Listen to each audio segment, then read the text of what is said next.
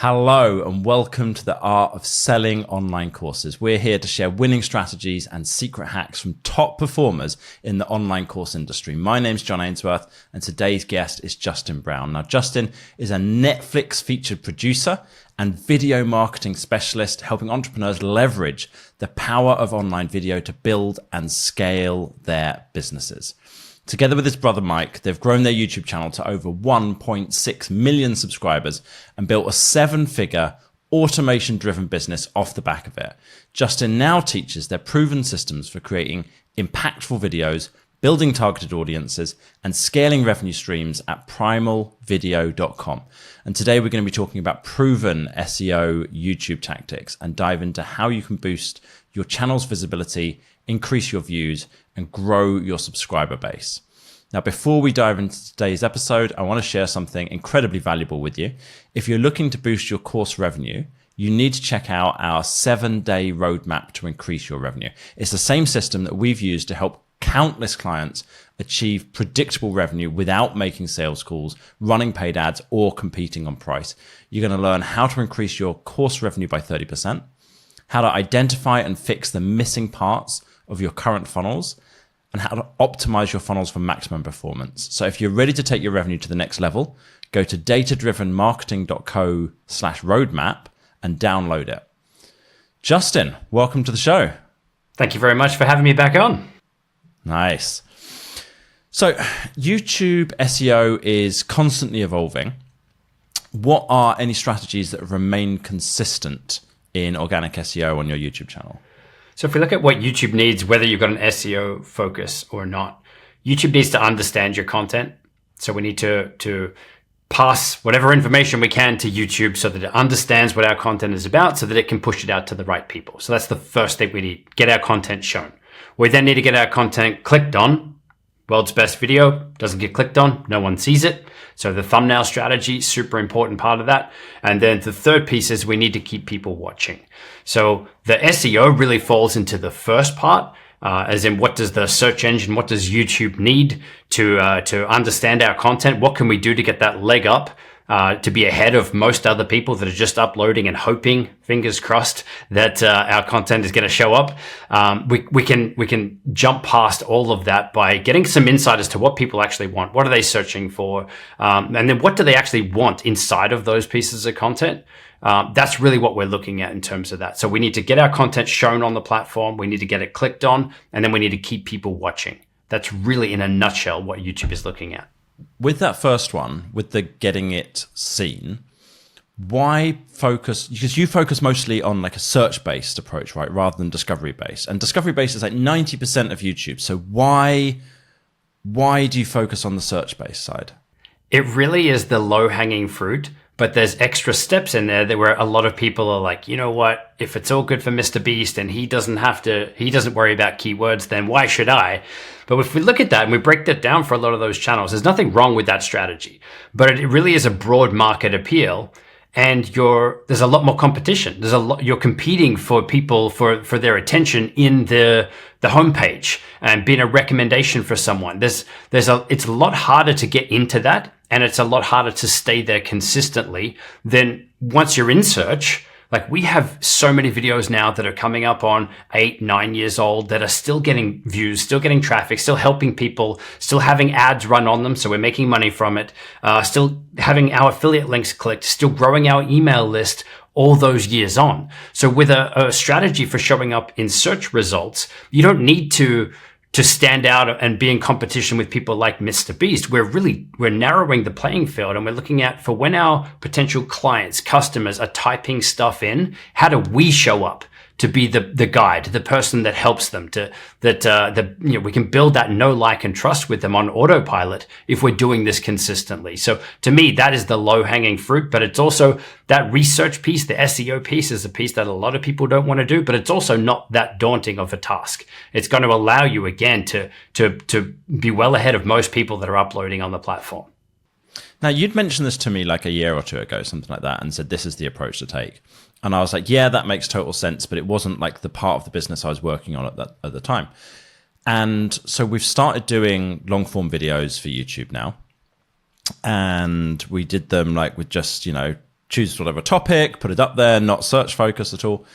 And I went back through and looked at what are our most successful videos, and I found they were ones that had a specific keyword in there and have been just like terrible videos. Like if you watched it, you'd be like, this is so bad. How could this possibly do well? Like, it's got bad sound. It's got bad lighting. It's got bad camera. It starts with no hook. It just starts with me going, well, what we've already done is this. And I'm like, where, when, in what video? Like, there's just nothing about it is good. And yet it's our top performing video that we've ever had. And I'm like, okay, I should do more like that, you know? So it's crazy how that works sometimes. And this is where a lot of people get lucky, and they'll do some sort of tutorial or a how-to piece of content or something. And they're not doing keyword research, but those go on to be the ones that stick around for years. And that's really what we're talking about here. How do we create these evergreen style pieces of content? It doesn't mean that every video has to come from that place, but the other side of it is, by doing this keyword research, topic research, really, is it's going to give us insight as to who it is we're actually going to be speaking to inside that video before we make it. And we will know then, based on that phrase that we're going to optimize for, what level they're at. Is this a beginner that would be searching for this thing, or is this someone who's further along? Like, is this advanced terminology that we're creating this content around? So we're able to create this experience inside our videos by having this insight as to who it is that's going to be watching and exactly what they want. And it really feels like we're almost cheating the system a little bit, because the viewer experience on the other end is, this video covered everything that I needed. It didn't, it wasn't just dragged out to be a longer video for the algorithm. It was exactly what I needed in this moment, which is when I'm looking for help and I'm searching for stuff on YouTube.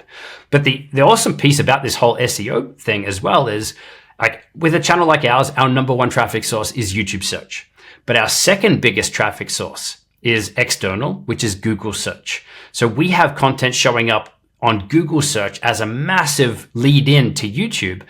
Yes, same company, Google owns YouTube, whatever, but we're grabbing people that are clicking to choose to watch a video that haven't even gone to YouTube. So that's the other side of how powerful this is. And the other thing that I found with this search-based video, so I've been doing a lot of the keyword research, a lot of the basics in this, going through using vidIQ and pulling up all the different numbers for the different keywords. And as I do it, I've been like looking at doing some of the searches myself and seeing what videos are coming up, and they're nothing to do with the search term. I'm like, oh my god, this is wide open. I would have thought this point in YouTube existing, this would have been like but there's just, you'll search for some search term, let's say online course sales page. We're doing a video about at the moment, just did one yesterday. And the top one that comes up is Alex Hormozi teaching how do you sell online courses. And it's like, that's great. Alex Hormozi does amazing content, but he is not talking about online course sales pages.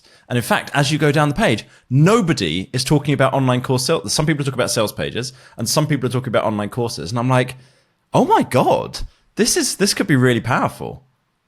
So that's exactly what we're talking about here, and then why I say it's the low-hanging fruit. Most people aren't optimizing their content, or they'll make the video and they're like, oh, what keywords could we put in afterwards? If you start from that fact, you know what people are searching for, you know what they want, you know that you can deliver a great experience where the viewer feels like that video was created just for them.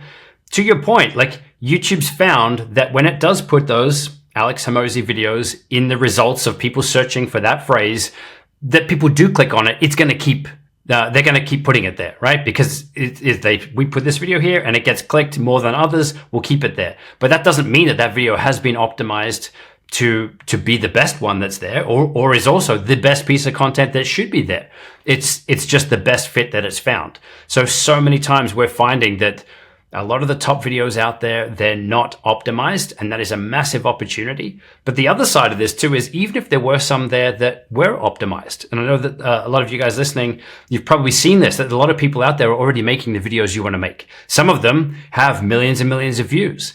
That to me is the perfect opportunity for you to make a new version of that video now, sharing your thoughts and opinions. It doesn't mean you're in competition necessarily, because YouTube rewards new content. It wants new, good, recent content. It doesn't want to necessarily serve out a video from 9 years ago. Like, what's the human on the other end going to click? They want to know if this, like, what's the strategy for now? What's the solution for now? So it's a massive opportunity, and it breaks you out of that noise of trying to compete with the Hermoses and the Gary V's and all of those kinds of things. So you can see that strategy does work too, but that strategy really relies on already having the personality. Like, they're big personalities, and like, I'm much more of an introverted person. I know that a lot of people, freak out to get on camera. I used to hate having my photo taken. So the thought of bringing and being that kind of a personality, that's not me. So how do we, the rest of us, the mere mortals, compete with that? And that's really where search comes in as a massive opportunity. And look, it doesn't mean that every one of your video needs to be search optimized. You can still experiment, still do the feel good one that you want to, because that's what you want to make in the moment. I'm all for that. But if all of your videos are that is such a hit and miss strategy that it's going to be stressful, and it's unlikely to get you to where you want to go. So I would say be strategic with the content wherever you can. All right. So let's say someone's listening to this. They have been doing some work on YouTube, but they haven't been doing search focused stuff. They're sold. They're like, this sounds great. I'm going to do more of this. The first step, it seems like, is the keyword research. Is that fair? Yeah, that's where I would recommend you start. Yep. So what is your process when you're doing that? How do you do that keyword research? So it's actually pretty simple. If we look at the viewer behavior again, and look at, and knowing that YouTube is a search engine, and knowing that the algorithm is trying to create a good experience for the viewer on the other end of that, then if we look at what our behavior is on YouTube when we're going to search for something, not just showing up or open the YouTube app on our TV and browsing through and finding stuff, when we're actually looking for something, what is our behavior? And it's to go to that search bar at the top of the page, and we start to type in, it might be 3 words, 2, 3, 5 at the most words. And we're going to expect that on the other end of us typing in that something related to what we're typing in is going to show up, right? That's how YouTube works. So we follow the same process when we're doing our keyword research, because it's following what the viewer would do. So we go to YouTube and we start to type in 2 or 3 words related to our topic or niche, the video that we're thinking about making, and we're seeing what pops up, those auto suggestions. I'm sure you've all seen that before. They're not random suggestions from YouTube or Google. These are things that people have actually searched for. So you know that anything that's showing up there, there's demand for it. There's been people looking for this previously. So that is the main first step that we're going to, is like, let's see what's in there. And you can use a wildcard. You can use the underscore, the line across the bottom, between words, and that will be like a fill in the blank. So you could go how to underscore editing, and they would fill in the blank and add extra words around that. So amazing, like, just to come up with topic ideas. Now we can go one step further, and we can use a tool like Keywords Everywhere, and it's a Google Chrome plugin. I think it works for Firefox too, and that will overlay in that search box the amount of searches per month that each of those search phrases are having. So we can then see, is this a 4,000 searches per month or 400,000 searches per month? So then we can gauge which one of these we want to focus on. But that's really, in a nutshell, it. So yes, there are other tools like vidIQ that you mentioned. There's TubeBuddy, Morning Fame. But what we find is, with a lot of those other tools, they've got their own algorithm at play. So they're trying to obviously help you do the manual piece of then researching and seeing competition, and is this a video you should make based on the size of your channel, all of that stuff. But what it can end up doing is it can oversimplify things and it becomes a race to the bottom, because everyone is fed the same information. So everyone then goes ahead and optimizes for the same things. But so many times it has told us not to make videos that go on to be the biggest videos on our channel. And likewise, the same the other way. It's told us to make stuff because it's got a good competition score, a good ranking score, and they've just tanked.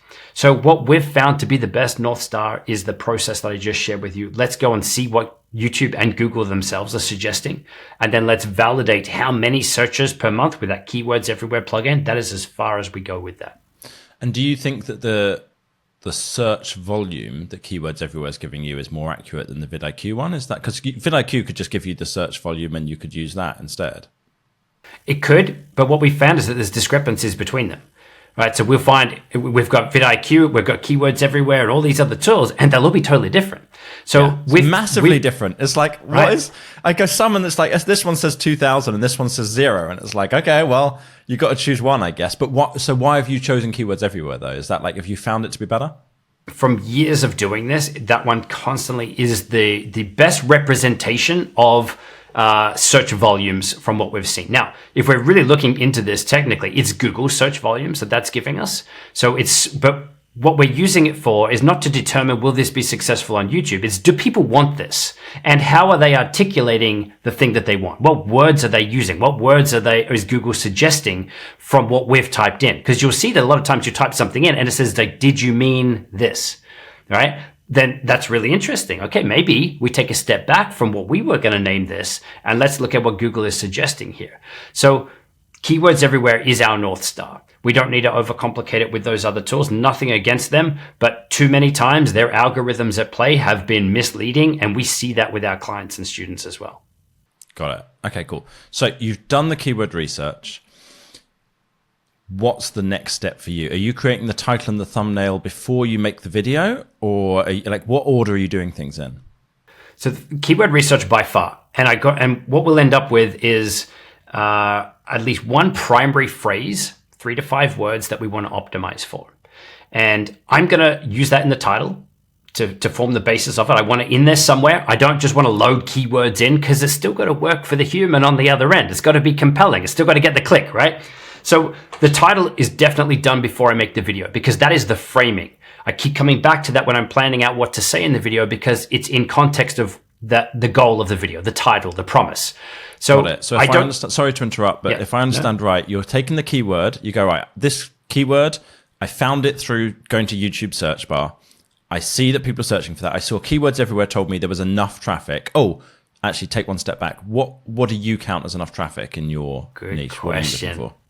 Right. So there are videos that we've done and keywords everywhere will show you down to, I think, 100 searches per month. There are videos that we've done around 700 or 800 searches per month, knowing that like that's not going to be a massive video, but it's still something that we want to create. And when people search for it, we want to be the person that shows up on the other side of that.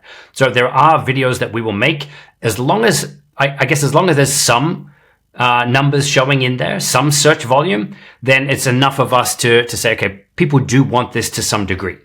But what I'm really looking for is, I'd say anything 5,000 plus.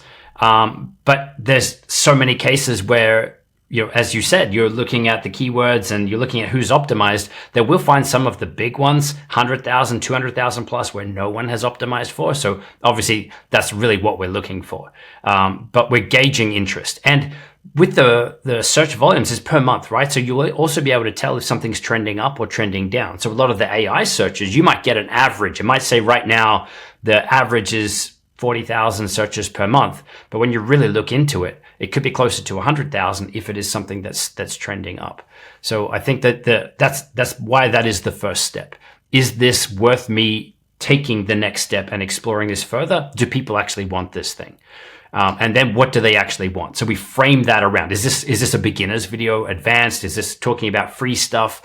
Like, what is it that we want to frame this around? Because one keyword phrase could be multiple videos, right? So like best editing software for who? For free, for beginners, for advanced, for iPhone, for Android, for Mac, for Windows, right? So we make all of them. So we totally dominate for best editing software. The irony is best for who, best for what? Like there's no best, but the viewer thinks there might be, so they're going to click the video. So we find our phrase, then we do our thumbnails last. I know a lot of people say make your thumbnail first. I don't have a problem with that, but to me, I'm shooting the thumbnail image for most of our videos at the end of recording the video. Because if it is a product review or something, I can hold up the product. I can show it. I can, showing something on my phone, I'm lifting that up. So I'm able to create something specifically for that, but it's also done at the time of recording. I just leave the camera recording and I'll point and pull silly faces and feel like a total idiot, but I'll do whatever it takes to get the silly click. Faces is like a requirement, isn't it, for YouTube? Oh, thumbnails. I wish it didn't work. And look, we've tested it, and every time we A/B split test, I'm like, can we try again, one without my face? And Yeah, it's the expression, the intrigue, why is he pulling that face? Or that guy can't look that bad. I have to click the video to make sure that that's not his real face. So I'm prepared to for everybody to feel listening. Like an idiot. Justin is very handsome. He does not. I'm paying him to say this right now. Yeah, thank you. Yeah. So yeah, thumbnail is normally after we've shot the video. Yeah. Gotcha. Okay, cool. So we're doing the keyword research, and we're looking for in your case, you're looking for search volume from 700 or 800 at the bottom end to maybe 40,000 or 100,000 at the top end. And do you find it's generally easier to rank for those smaller keywords, or are you doing those because maybe they're more like bottom of funnel, more somebody who is like interested in taking, who looks from the phrase that they're more interested in taking action straight away? Or like, how are you deciding why would you ever do the 700 rather than the 40,000? So we would mix it up. And so an example of one that was 700 and now is much higher was best email platform or best email marketing platform. It's one that we wanted to share our thoughts and opinions on that. And now the search volume for it is much higher. So I'm glad that we made those videos.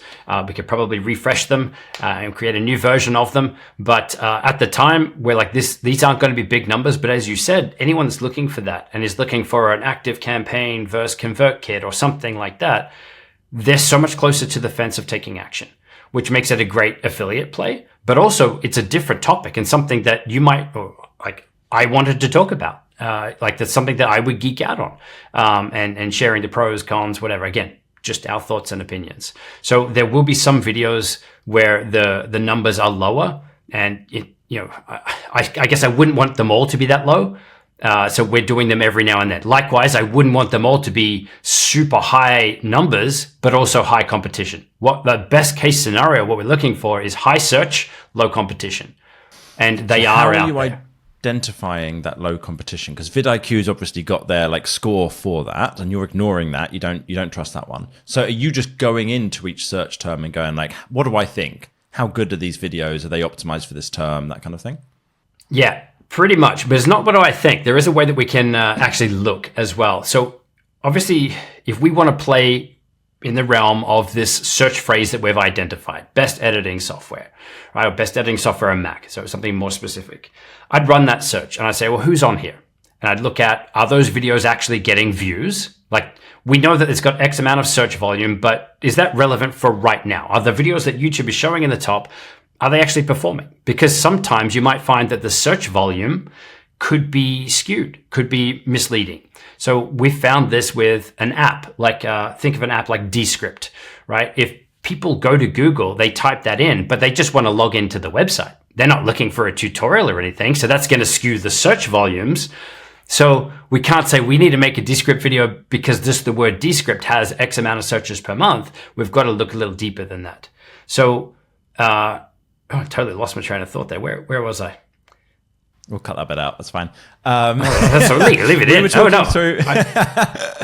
We're talking through how do you choose which of those keywords,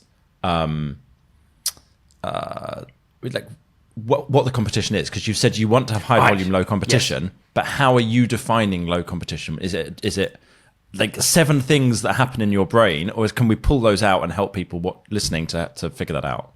Yeah, no, totally. Lost my train of thought there. Yeah, so the competition piece is I'm going to run that search because, yes, we want to validate the traffic. Having that keywords everywhere extension installed, it does tell us the number of views per day that those videos have as well. So we're not just seeing, do they have views on them? We can see, are they still getting views, especially if they're older videos, which is going to tell us that people do still want this. So we're validating that. And we're validating that those videos that are up there that are top of search results are getting views. But the other thing that I'm actually going to do on that page is I'm going to search that page. So Control F or Command F to search the page for that phrase. And I'm going to see platform agnostic in your find shortcut. Yeah, doing too many tutorials where people are like, what about on Windows? Yeah, no, this is good. So hey, you got to cover all bases. So I'm going to do a search on that page in the web browser, and it's going to highlight wherever that exists. I know this may sound very rudimentary, but it's going to show you in the title where that exists. It's also going to show you if it's in the description or in the chapter markers as well, because you're seeing a lot of that in search results now.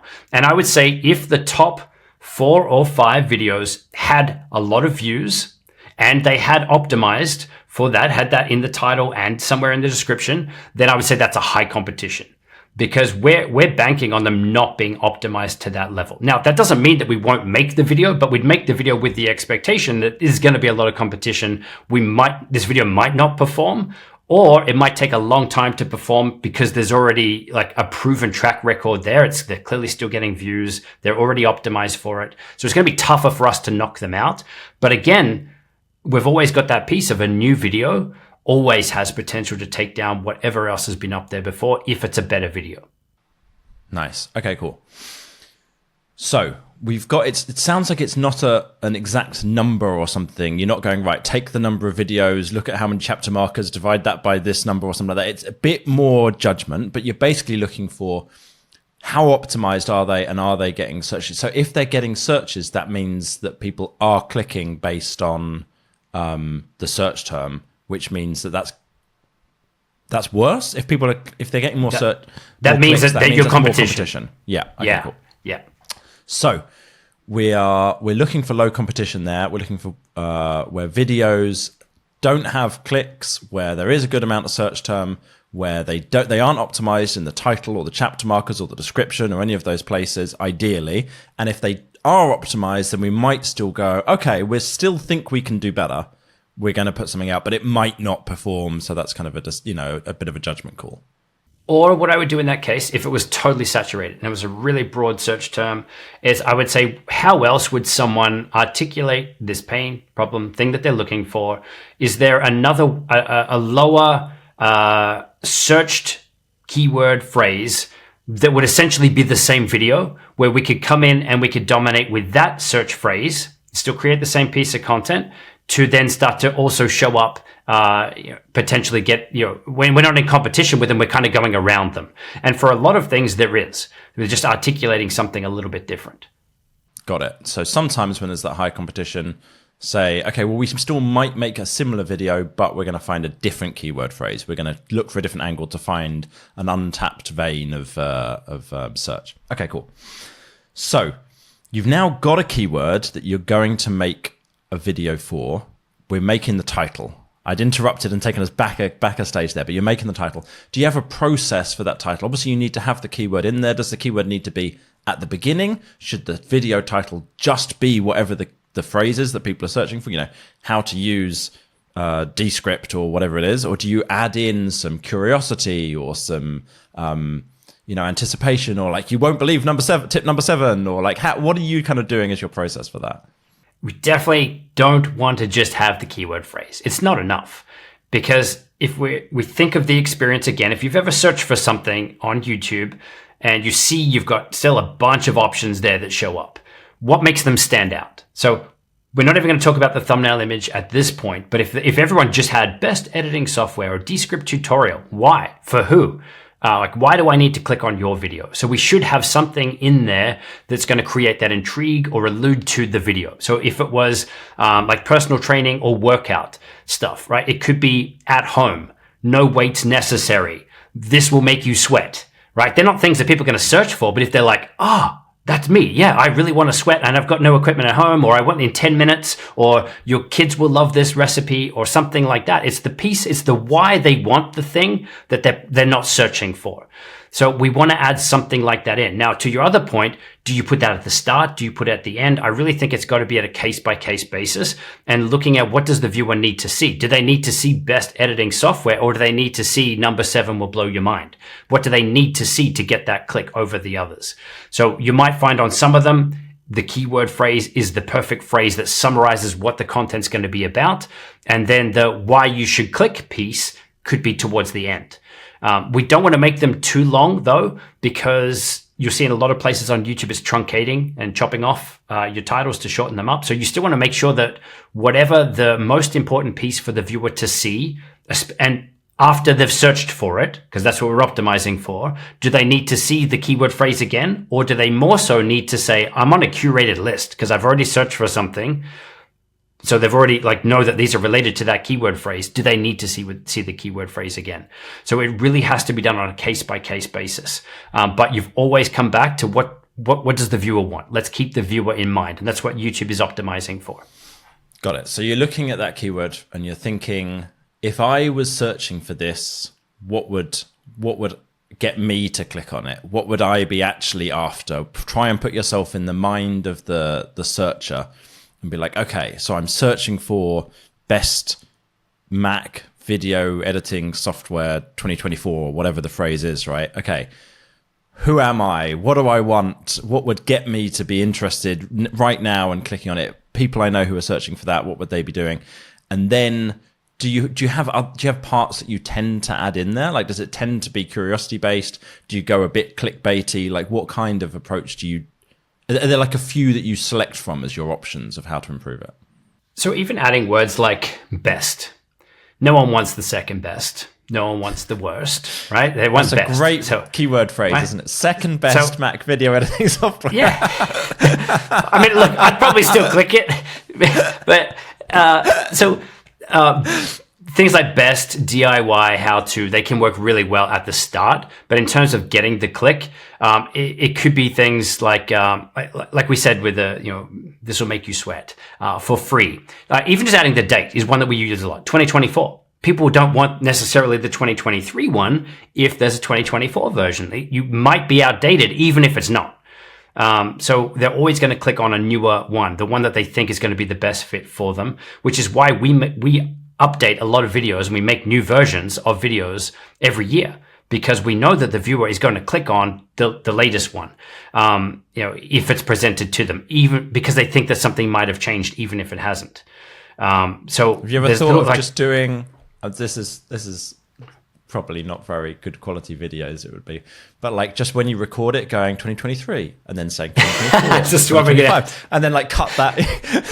Like AI is that can't good? Edit the video afterwards, can you? That's no good. No, that's good. Right. Okay. Yeah. We just won't say the year. Look, I mean, this is the thing with that title. Too. Yeah. That it's on there. Like we have videos where we're like best editing software. We're doing them for years. So there's like a 2019, 2018, and those still get views. We're not hiding it. We're not like changing anything on there, but for whatever reason, those are still being watched and people are clicking knowing that YouTube is suggesting it to them, or they're finding it there in search, that's the best one for them. But likely if they do land on one of those, then the one that will be recommended on the side will be one of ours. Same channel, same topic, like very similar title. So they're more likely to jump across and watch the other one too. Nice. And the only time we would take down an older video is if it's going to be really misleading and send someone down a wrong pathway. So if not, then it's part of the archive. That was our recommendations at that time. The other piece that you said, I think this is... I like that you said you're getting people in the headspace of what would you think? Like, what would you search for? But I think the next step is that's all well and good for us, but we're in our own industry where we know more than our prospects. The harder thing, but probably the better thing to do is after you've done that, what would I search for to find this? That's a great place to start. But what would someone search for? What would they type in if they didn't know what I know? If they knew this video existed out there, what are they searching for? So an example from our world would be, or my world would be, I could do a color grading tutorial, right? And some of you might know what that is, right? But what would people who don't know what color grading look for? How do I fix the colors in my video? Exactly the same video, right? Same outcome. I'm going to show you how to fix the colors in your video, but I'm titling it two totally different things. So there could be a way where if color grading tutorial was the phrase, then we could still have how to fix the colors in your videos, 3 easy steps, whatever, we could make it clickable, but we could please both. The people that, a more advanced person isn't necessarily not going to click that video because it's how to fix the colors, but a beginner person, that's speaking exactly to what they want. So we can take that step back. If someone who didn't know our industry speak, our industry lingo, what are they searching for? What's the outcome? What's the feeling? What's the problem or pain that they want to solve? And how are they articulating it? And that's where I really like that keyword research, because that helps us get to that point. Sometimes we are too close to our own thing and we know that this is this is called a sales page. Well, what does someone call it if they don't know it's a sales page? Right? So if we can get to that point, it could be more so, how do I make more sales Well, the answer is a sales page, and we're going to show you how to do that. But they're back here like, I just want to sell more stuff. And so the niching on how to sell more stuff could be, I'm going to give you a sales page tutorial. One of the things, so looking at it from like, as I've gone through this process with the keyword research, I'm seeing some of the stuff that I think of like online course sales page, right? So super specific to our niche, exactly our target audience going to be searching for it. That might only have, I don't know, 500 searches a month, something like that. How to sell online courses is super broad, but I'm like, but there's higher competition. And I'm trying to figure out like, how broad do you go when you're doing this? Do you have like, right, this is the niche that I'm after. I'm only going to make stuff that mentions that niche or whatever. Or do you go, I'm going to go super broad, but this one might just be, it gets more views, but only a percentage fit for my video editing or YouTube course. And the others might, just like click an affiliate link or something like that. How are you making that decision about like how targeted you are with that? There's a lot of people say the riches are in the niches. I don't necessarily disagree with that, but I think there's way more people. We can show up, we can help, we can impact way more people if we think broader. So in your case of the creating a sales page or how to sell a course, as you said, is way broader. I think that was your example. The one is going to help them do the other. If the thing they want is to sell the course, then we can still target that, how to get more course sales or how to sell a course. Then your niching piece on that, the icing on the cake piece becomes this specific video is about sales page, why you need a sales page, why your sales page is letting you down.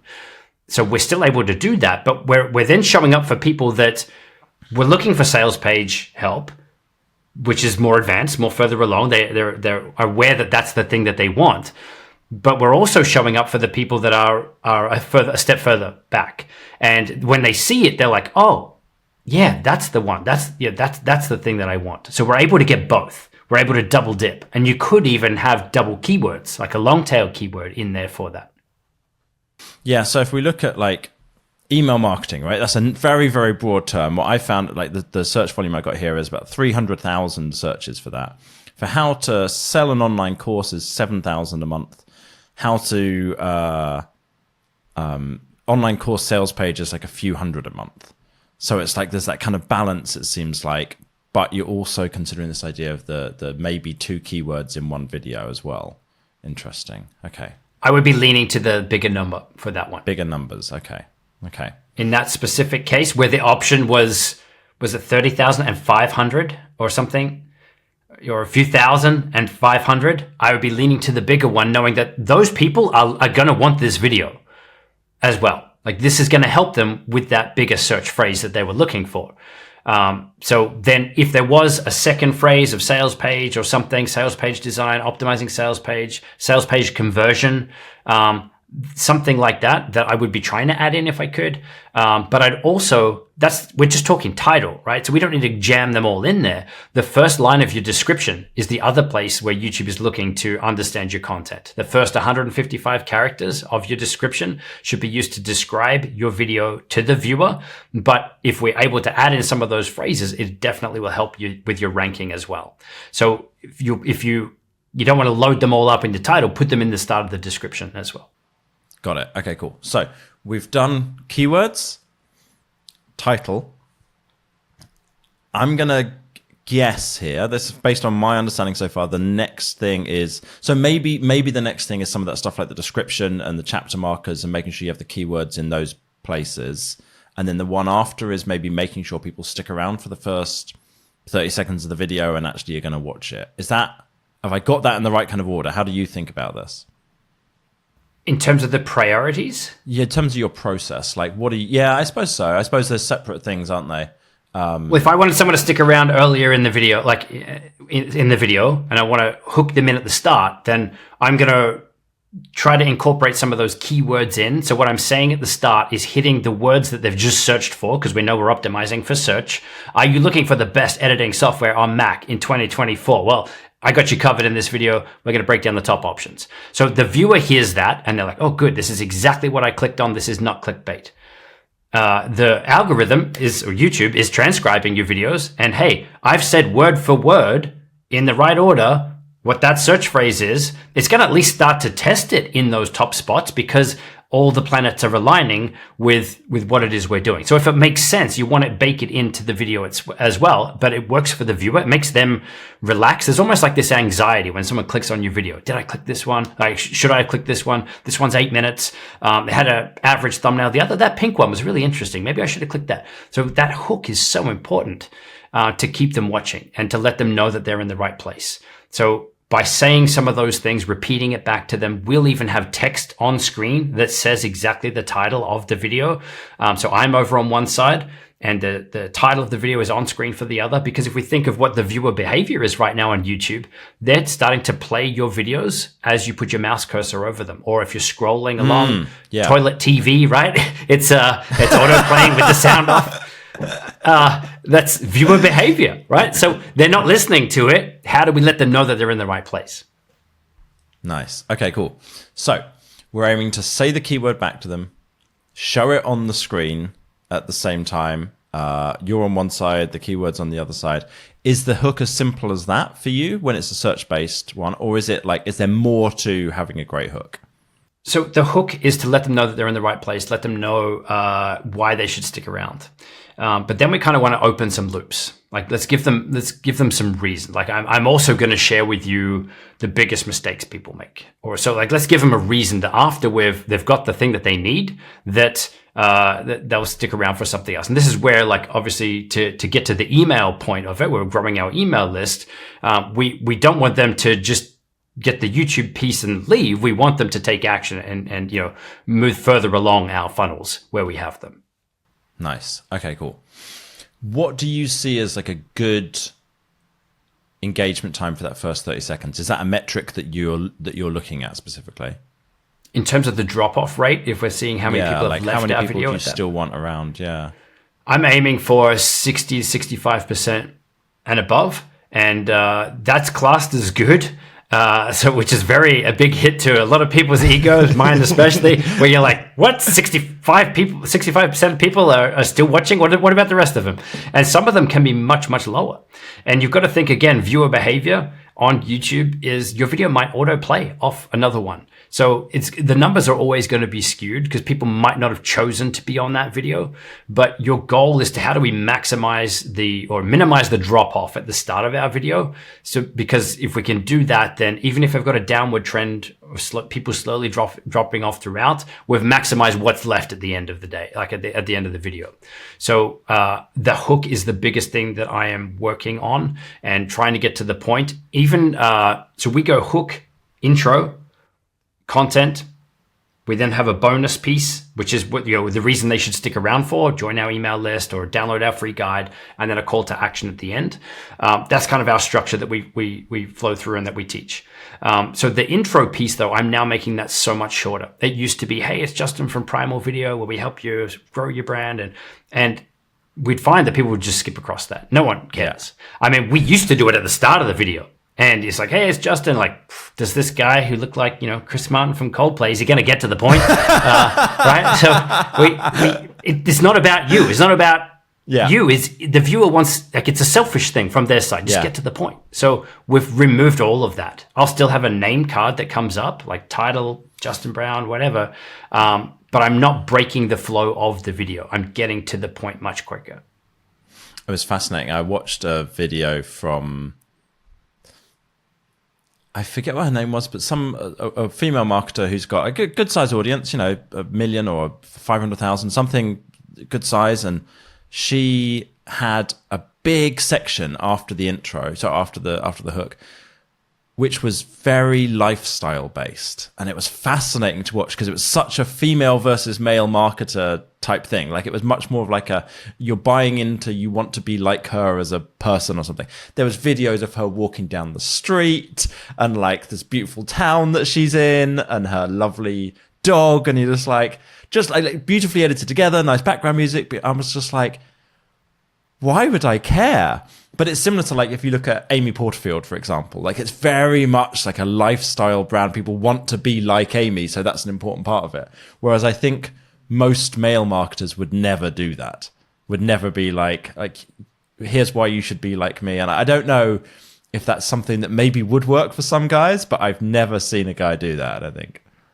So I think there is a piece of personality that comes with those. And there's definitely creators that I watch where in the middle of a tutorial, they'll pause and they'll go and create cinematic B-roll of making a cup of coffee.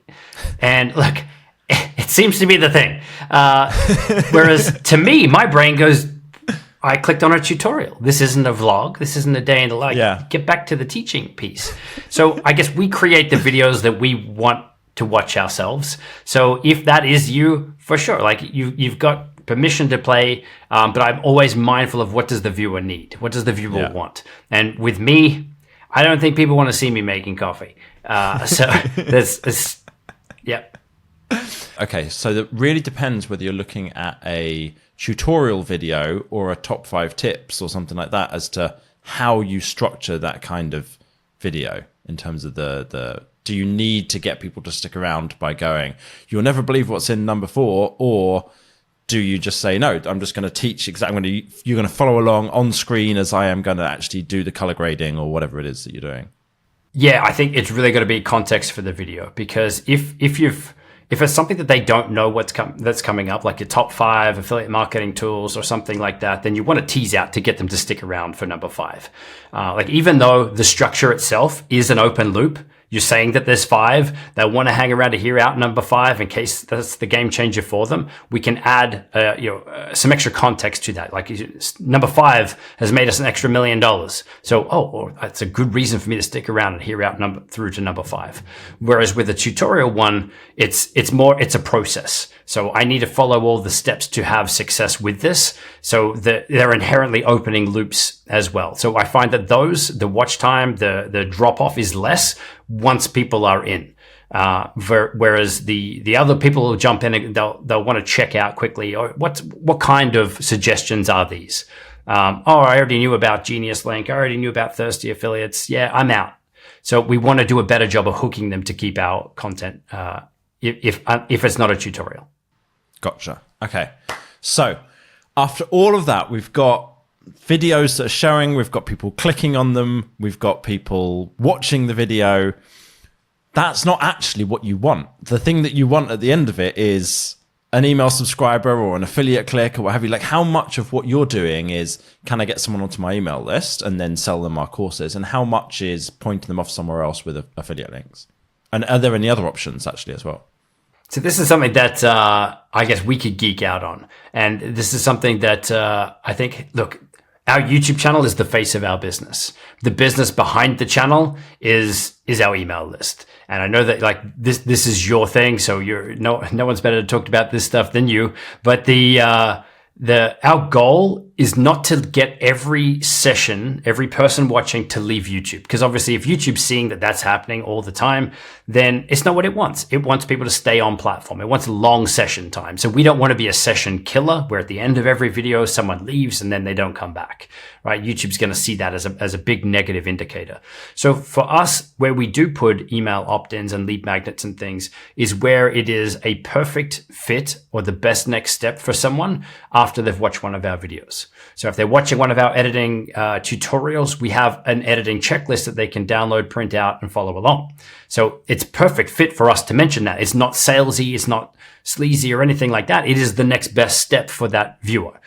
So it works out that around 30% of our videos have a call to action to leave YouTube. But my biggest call to action in every video, regardless of whether it's actually getting them off platform or not, right now is to get people to go to the description box. That is, I'm not asking for a subscribe. I'm not asking for a thumbs up or any of that stuff like you hear all the time. I am asking them to click to go to the description. And I frame it in a way of, and it's mentioned a few times throughout, that there's a bunch of other links and resources down there to help them even further with this topic.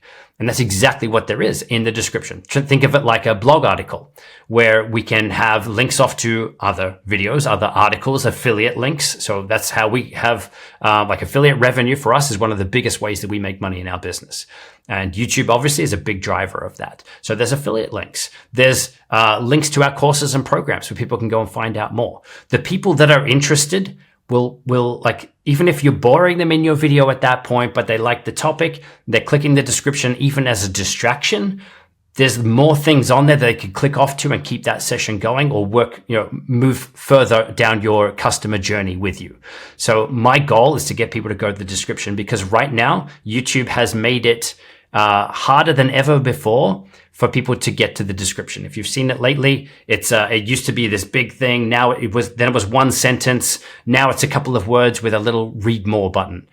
So I'm mentioning throughout, if I'm saying links or anything related, I'm getting people to go to the description box to find that, so that then they find everything else that's in there. Beautiful. Okay. So about 30% of the people, 30% of the time, you're pointing people off to a separate call to action to like go and download a lead magnet, for example. We call that the golden click method. It's like there's a time in somebody's viewing experience, or when they're on your blog or whatever, when it's like, this is what they need right now. This is the perfect exact right next thing for them to get this and get on our email list. At which point it's like, well, make sure you put it there. Make sure you tell them how to go get that checklist or guide or whatever it is. Okay. And so you are, though, on 30% of them getting them off to that email list.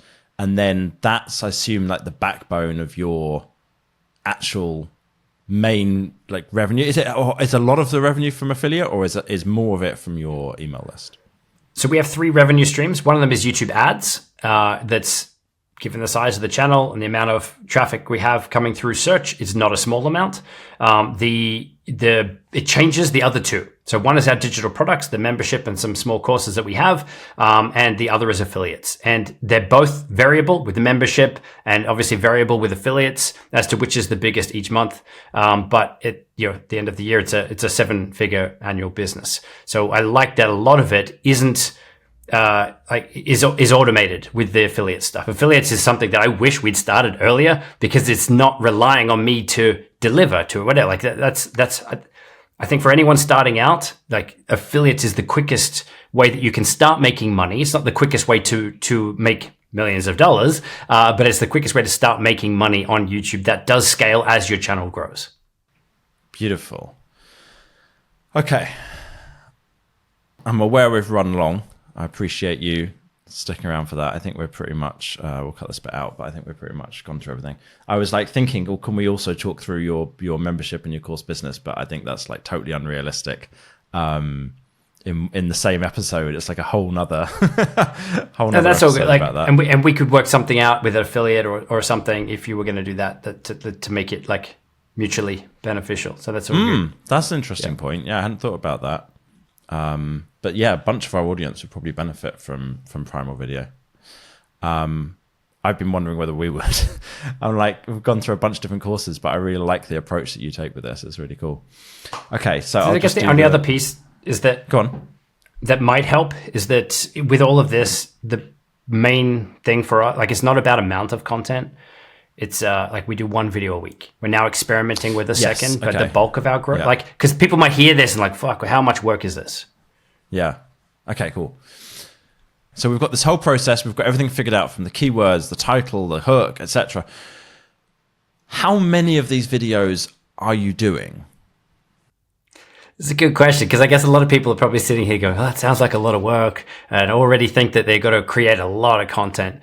Like, we've been doing this now for 9 years, and we've been consistent with 1 video a week. Now, obviously, when we started, we had no idea what we were doing, but our goal is 1 optimized strategic video per week. I'm not just coming up with a random idea, jumping in front of the camera. We just shared our process. We're doing that research first so that we can be strategic, so that we know then we're actually building an asset that can show up and can perform and work for us, have people find us, add impact, help, adding value to the internet, but also affiliate revenue, ad revenue, all of that stuff, and growing the business and everything as well. So we are 1 optimized video per week. And if you're sitting here listening to that and go, well, even that, would be a stretch. We've seen this work really, really well with 1 every other week. So 1 every second week or something like that as well. So do what you can. I know that some videos do take longer to make, especially if you're making something.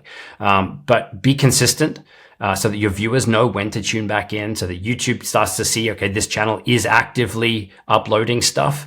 But don't wear yourself out in the process. YouTube's not sitting there going to fire you if you miss an upload day or miss a week or something like that. It's a platform.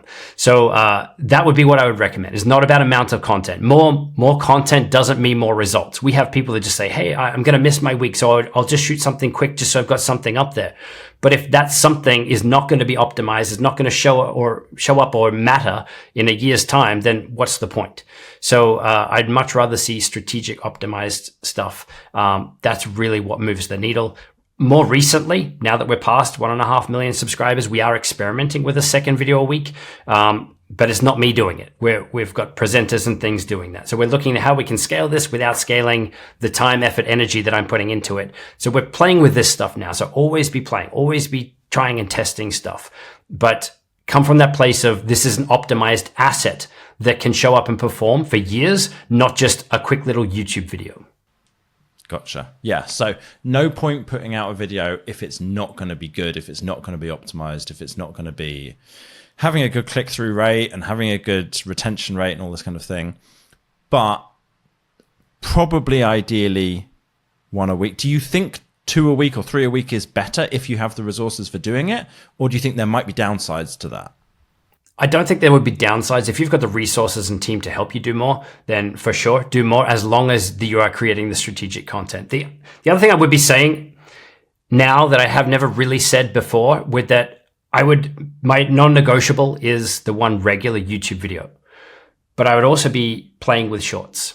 I think that is something that now that YouTube is pushing shorts in search results as well is a massive value opportunity. Our biggest shorts that are over 1 million views have getting traffic from search, Google search and YouTube search. So people are just looking for quick answers to stuff. So we have the opportunity now where we're doing that keyword research and we know exactly what people want. We're making the long form, but we're also doing a really quick version. And the quick version links to the long form. But the quick version for some people might be enough to help them move forward, to build that know, like, and trust with them. And if they watch one of our videos on either side, they're more likely to see more of our content. So shorts could be another opportunity, but not at the expense or not at the, in place of a regular YouTube video would be my strategy. Got it. So with the shorts, I've had mixed opinions from various different people on YouTube. And some people are like, I just don't even see the point of it. Like, because how is that actually leading to anything that I want? It's not getting me email opt-ins. It's not necessarily getting me more watches of other videos, but you're finding it sounds like that it does. Like is it because you're very carefully linking the short to a longer form video on the same topic? Is that like the crucial step in there, do you think? That's where we've had the best results, especially from the ones that are showing up in search. Yeah, linking it back. And you can now go back retrospectively and add links from shorts to longer form. I think if someone liked that short and it was a teaser for your long form content, then that's what we've seen work really well for a search-based strategy, especially if you're doing this as a business and not as an entertainment channel. Got it. So the crucial thing there, it sounds like, is take the search term, when you've got the long form, make a short form that is about that same search term so that you can link. So it's a perfect alignment. You can link to the long form video and you're actually creating that short specifically for that search term rather than like just cutting out bits from the long form video or something like that. Is that correct? Yeah, those have never worked well, and I'm sure they have for some people, but I've never been able to get that repurposing thing. It's almost, to me, if we look at viewer experience, a lot of those can come across as lazy content. Now, it makes sense if it's a long form podcast or something like that, and it is an absolute nugget, and that nugget stands on its own 2 feet and blows people's minds, changes the way they think, gets them to take action. It makes sense for that. But there's so many out there where people are just trying to cut a piece of content. It's got cuts every word, every breath is removed because they're really trying to repurpose something. Our best ones, I've literally just grabbed my phone after shooting on the nicer camera. I'll pick up my phone and just give the recap. So I'm not holding back. I'm not saying if you want to find out what the best apps are, go watch this other video. I'm saying the best apps are CapCut and LumaFusion. And if you want to find out more about them, then check out the link. So but by giving the answer, they're still a fit to watch the longer form. But for some people, that's all that they need. And then they're more likely to see more of our content from that point on. Beautiful. Beautiful. Okay, that's actually really strategic. That like actually explains where does shorts fit into the whole process, and you're just doing that on your phone, summarizing the main video that you've done. Okay, nice. It didn't fit into our strategy. It was just test until it became optimized for search. Because otherwise, you really got to create viral content and be showing up and competing against people, I don't know, dancing or doing crazy stuff. People don't necessarily want to learn in shorts like TikTok, right? So this is where now that it's in search, like we have so many views coming from search, Google search as shorts as well, which is crazy. Beautiful. Nice. Okay, cool. This was amazing. Thanks so much, Justin. Really appreciate you breaking all this down for people.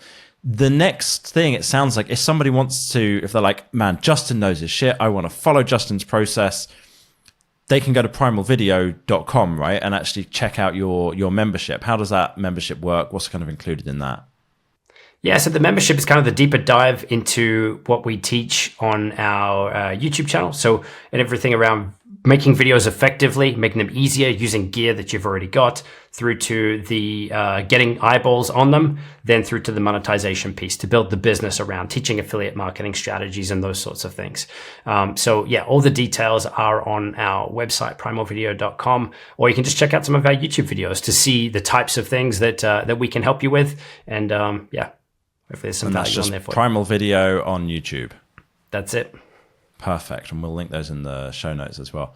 Justin, thanks so much for coming on today. I really, really appreciate your time. This has been absolutely fantastic. Before we wrap it up, I want to remind you how much your support means to us. We're here to make your podcast experience better, and you can help us with a quick favor by taking a moment to rate and review the podcast. You're going to give us priceless feedback that will help shape future episodes and help more people discover it as well. So has the show helped you to make money? Has it helped you grow your business or improve your courses? If it has, please share it in the reviews. Go to ratethispodcast.com/online courses. Nothing would make me happier today than to hear how this show has helped you.